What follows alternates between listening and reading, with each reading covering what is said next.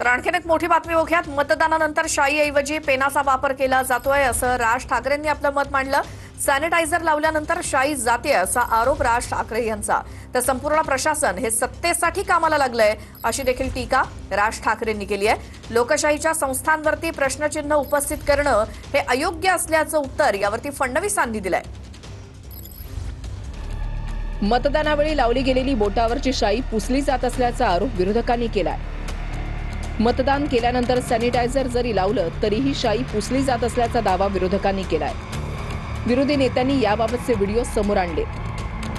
मुंबई महानगरपालिकेच्या माध्यमातून ही मतदानाची प्रक्रिया होते आहे। तिथे मार्कर पेन तुम्हाला शाई लावली जाते आणि ती नेल पॉलिश रिमूव्हरने काढली जाऊ शकते। आता माझ्या पत्नीने मला सांगितलं, याचा अर्थ नेल पॉलिश रिमूव्हरने देखील ही शाई काढता येऊ शकते, हे यातनं सिद्ध होतं।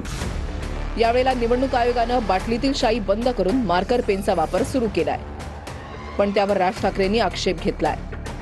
मार्करची शाई सॅनिटायझरनं पुसली जात असल्याचा आरोप राज ठाकरेंनी केलाय। आजपर्यंत ती इंक लावली जायची, बरं का?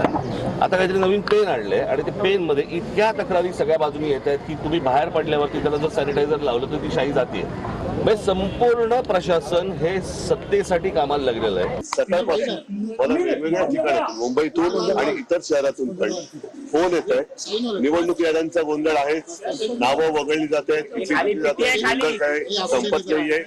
शाही सुद्धा काही ठिकाणाची मला शाही पुसली जाते।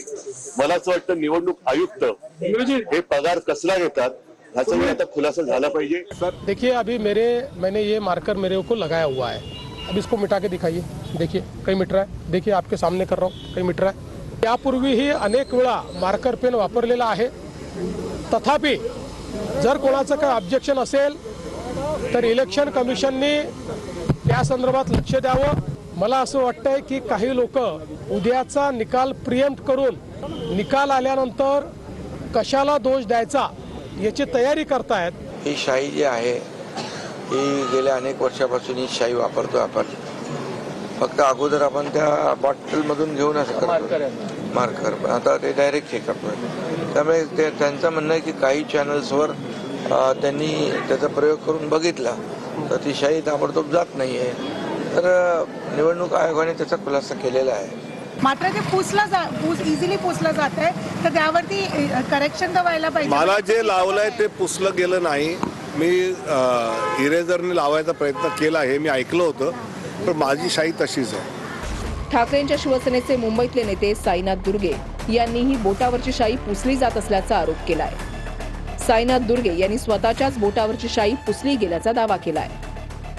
हा सगळा धक्कादायक प्रकार आहे। मी जेव्हा सकाळी 8:30च्या सुमारास मतदान केलं आणि त्याच्यानंतर मी सहज डेटॉलने हात धुतला, तेव्हा तुम्ही पाहत असाल की माझी बोटावरची जी शाई होती ती संपूर्णपणे पुसली गेली होती।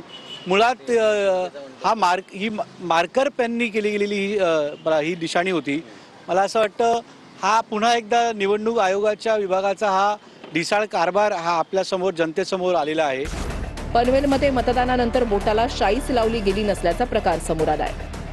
पनवेलमधील बालाजी शाळेमध्ये घडलेल्या या प्रकारावर उमेदवारांनी आक्षेप घेतलाय। पनवेलमधीलच आणखीन एक व्हिडिओ मनसे पदाधिकारी योगेश चिले यांनी ट्विट केलाय। बोटाला लावलेली शाई नेल पॉलिश रिमूव्हरनं निघत असल्याचा दावा चिले यांनी केलाय। पुण्यातल्या धायरीमध्ये मतदान केल्यानंतर बोटावरची शाई पुसत असताना राष्ट्रवादीच्या कार्यकर्त्यांनी एकाला चोप दिला। धायरीमधल्या प्रभाग क्रमांक 34 मधल्या नारायणराव सणस विद्यालयामधला हा व्हिडिओ व्हायरल झालाय। पुण्यातल्या प्रभाग क्रमांक 36 मध्ये ही बोटावरची शाई लगेच निघून जात असल्याचा आरोप अपक्ष उमेदवारांनी केला। ही लोकशाहीची आपण निशाणी आपण त्याच्यामध्ये दाखल करत असतो की जेणेकरून ही लोकशाही आपण बजावलेली आहे। ही काकांची लोकशाही सकाळी काकांनी 8 वाजता मतदान केलेलं असून ती 5च मिनिटांमध्ये काकांचं जी निशाणी आहे लोकशाहीची ती निघून गेलेली आहे। लोकशाही संपवण्याचा प्रयत्न या सरकारने केलेला आहे।